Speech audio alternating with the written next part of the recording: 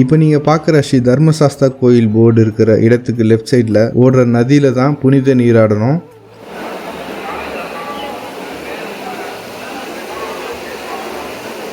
தண்ணி தேங்கி இருக்கிறதுனால பக்கத்துலேயே ஷவர் வசதியும் அமைச்சு கொடுத்துருக்காங்க.